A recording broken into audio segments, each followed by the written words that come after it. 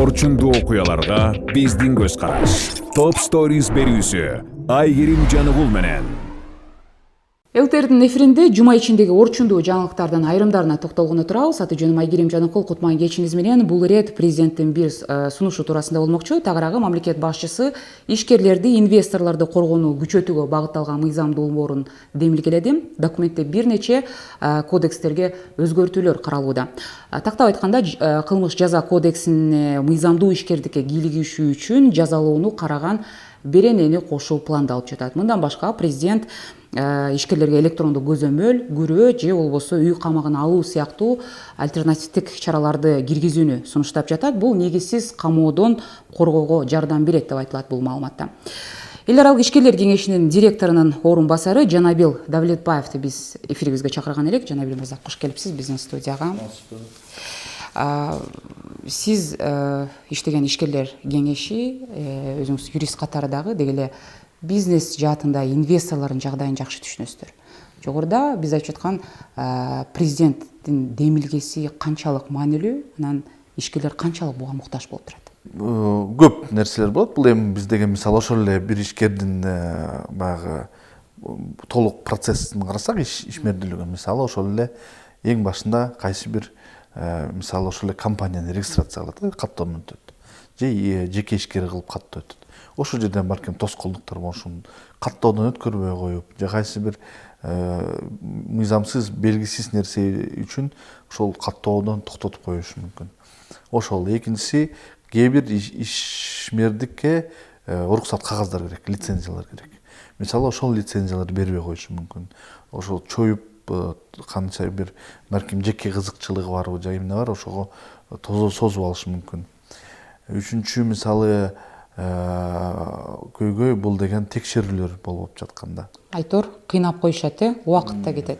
Мыйзам бузган ишкерлерге ошол кылмыш жаза процессуалдык кодексинде каралган бөгөт коюунун ошо альтернативдүү чаралары, ошол жана электрондук байкоо жүргүзүү, үй камагына чыгаруу же болбосо күрөө коюу деп сунушталды.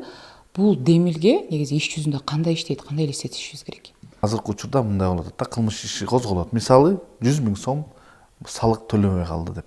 Же андан өйдө бул кылмыш иш болуп калат. Төлөбөй калды деп туруп, бир чоң заводду токтотуп коюшу мүмкүн. Директор жаап коет да, мисалы.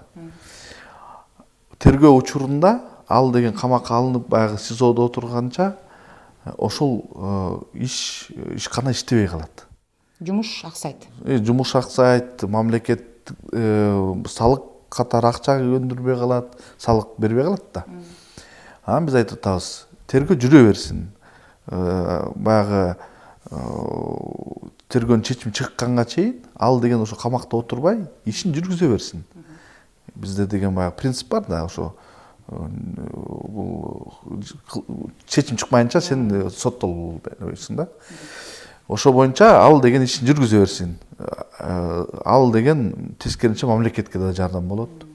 Ал тиякта отурганга караганда иштей берсин деген боюнча ошон биз дагы сунуш берип, анан ошо мыйзам долбоорунда да чыгыптыр. Демек, жанагы үй камагына күрөө, электрондук байкоо жүргүзүү деген мына ушул учурга ылайык келет экен. Тергөө жүрүп жатканда камабай, үй камак деген бул ошо бир райондо же региондо жүрө берет, ишмердигин жасап. Электрондук көзөмөл деген бул жаңы система, азыр тагыраак кайталап айткам кандай болот экен, бул бирок кайсы бир электрондук чет өлкөдө бар го, электрондук бир кайсы буюмдарды коюп, буткабы же демеге анан билинип турат да кайсы жерде жүрөт. Бирок бул гумандуулук болуп, ишкердикти мисалы иш токтотпогон нерсе да. Кылмыш иши козголуп, же болбосо мыйзамды бузган ишкерлерге бул тиешелүү болбойт да. Мисалы сурап атканын себеби курулуш компаниялары туурабы? Жок, бул деген биринчи маселе, бул деген мыйзамсыз мамлекеттик органдардын кызматкерлери аркылуу мыйзамсыз такталган далилдер болот да. Кайсы бир иштер болсо, учурлар болсо, ошондо жоопкерчилигин эле каралат. Бул демилгеде айыппулдун өлчөмдөрү да көрсөтүлгөн турбайбы? Кылмыш жаза кодексинде 5,5 миллиондон миллионго чейинки деп. Бул сумманын өзү чоң сумма эмеспи же? Негизи көп башка беренелерде бар мындай суммалар. Бул өзүнүн, биз баягы неме боюнча карап атпайбызбы? Кылмыштын же укук бузуунун өзүнүн деңгээли боюнча. мисалы эгер мындай бүгүн бербей эртең берип койсо бул деген кандай бир көп зыян келтирбейт да. Мисалы мамлекеттик орган лицензияны бүгүн бербей бир жумадан кийин коюп койсо эми ишкерге балким көп зыян кетирилген жок. Анда деген ал 15 000 сом эле ошо кызматкерине эмне үчүн созуп салдың деген болот. Бирок ошол эле учурда көпкө созуп же кайсы бир мыйзамсыз аракеттер кылып ошол ишкерге миллион сомго чейин же кандай бир зыян келтирсе бул олуттуу зыян болуп атпайбы? Анда кылмыш иши болот. Ошон үчүн анан ушундай чоң айыппулдар салынган. Бирок анда да айтып турат, айыппул же 2 жылдан баягы эркиндиктен кесүү деп. Бул менин оюмча азыркы учурда туура эле. Мисалы кээ бир учурда ошол мыйзам бузуулар 10 миллионго чейин жетиши мүмкүн, 1,5 миллиардга чейин жетиши мүмкүн. Анан баягы кызматкерге дагы кандай бир оюн болбосун да. Мисалы, бул жерден азыр мен 1,5 миллиардка же кайсы бир 1 миллионго сомго кандай бир мыйзамсыз иш жасайм дагы, анан соттолуп кетсем, азыраак болсо ошону төлөп коем деп коет да. Мисалы, 100 000 сом коюп койсок, анда айтат, мен азыр тиякта өндүргөн баягы мыйзамсыз иш менен мен 1 миллион сом берген атат.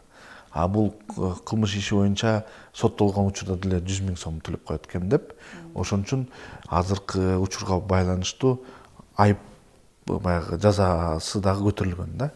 Бул деген кылмышкерге, бул учурда кылмышкер болуп калат да, кылмышкерге ушундай кандай бир оюн болбосун да.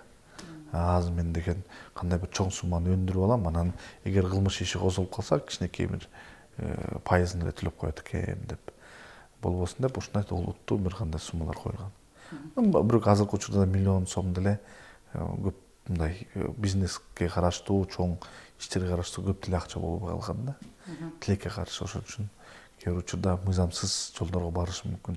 Мен сизге кошумчалап кетейин. Президент негизи эле инвестициянын көлөмү, абалды түп тамырдан жакшыртуу үчүн ошол дээрлик жетишсиз экенин айтып, буга чейин ишкерлерге мамлекеттик органдардан тарта жана уюшкан кылмыштуу топторго чейин тоскоолдук жаратаарын белгилеген. Бул ошол кайсы кызматты ээлебесин, кандай форма кийбесин, кандай погон тагынбасын, бул дайым эле баягы курсакты тойгузуп турган бекер жайыт эмес деп айтканы бар да. Соңку жылдардан бери мамлекет ушул ишкерлерге инвестицияга шарт түзүү жаатындагы активдүүлүгүн көрсөтүп жаткандай сезилет. Ушул эле чөйрөгө сиз түздөн түз иштешип жаткан ошол эле ишкерлерге, инвесторлордо бул канчалык сезилерлик болуп атат? Негизи бул туура. Мисалы ошол эле кылмыш топтор менен, уюштурган кылмыш топтор менен күрөшүүсүн биз толук менен колдодук. Биз мурун көп айтып кетчүбүз, кээ бир учурда ишкерлер мамлекеттик салыктан тышкары башка кандай бир мыйзамсыз, официалдуу эмес салыктарда пайда болуп калган. Бул кандай бир күнүмдүк көрүнүш болуп калган тилекке каршы. Азыркы учурда андай факттар азайып, ушундай жакшы бир багыт болуп жатат. Андан тышкары ушул ушуга окшогон көп баягы президенттин буйруктары чыккан, колдоо боюнча, коргоо боюнча, тартып келүү, инвестициялар тартып келүү боюнча. Азыр ушул нерсе бир топ эле ооздукталып калдыбы? Негизи ооба байкалып, көп учурда азыркы мындай ачык фактылар жок. Ачык биз ассоциацияга кайрылуулар азайды. Мурун ачык кайрылуулар болчу. Биз деген көп учурда чет жерлерге, баягы аймактарга чыгып келчүбүз. Аймактарда ачык эле чоң жыйындарда айтылчу. Ушунча Баланчаев бизге келип ушундай мыйзамсыз кандай бир салыктарды салып кетет депчи. Мыйзамсыз баягы төлөттүрөт. Эгер кайсы бир жерде бизнес ачам десең, ошол жерде мамлекеттик салыктардан башка сен дагы ошо башка төлөмдөрдү, мыйзамсыз төлөмдөрдү, мамлекеттик эмес төлөмдөрдү эске алып жүрүш керек болчусуң да. Антпесе кээ бир учурда тоскоол болушу мүмкүн. Азыркы андай учурлар азайып, жок дегенде, мисалы бизге андай азыркы учурда мен билгемче мындай түз кайрылуулар боло элек. Мисалы ишкерлер кеңешинде баш аягы канча компания, канча мүчөсү бар?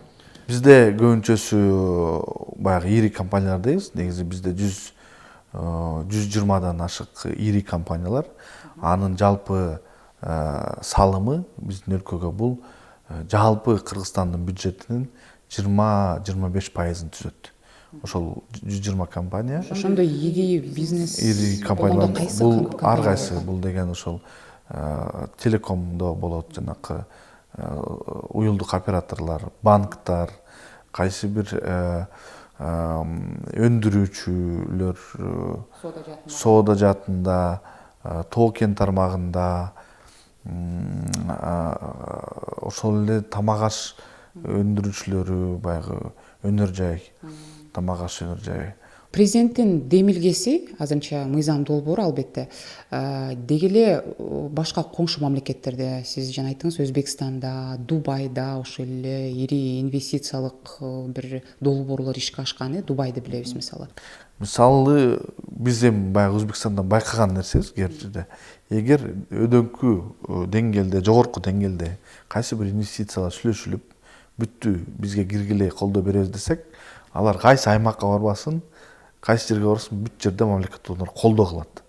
Келиңиздер, отуруңуздар, могу жер мына сиздин жериңиз, мына ал жер даяр, трансформация болгон, бул жерде мына сууңар, бул жерде газыңар, бул жерде мына мамлекеттик жергиликтүү орган ал силерге толугу менен колдоп берет, керектүү нерсени айтсаңыздар колдоп берет деп мындай кынтыксыз зат кылат. Мыйзамдын үстөмдүгү катуу. Чоң рахмат анда маегиңизге. Сиздер көргөн Топ Stories берүүсү болду. Бул жумада дагы маанилүү бир сунушту талдадык. Маектешим эл аралык ишкерлер кеңешинин директорунун орун басары Жанабил Давлетбаев болду. Ыраазычылык билдирем дагы жолу. Аты жөнүм болсо Айгерим Жаныкул. Амандашканча жакшы туруңуз. Орчундуу окуяларга биздин көз караш. Топ Stories берүүсү Айгерим Жаныкул менен.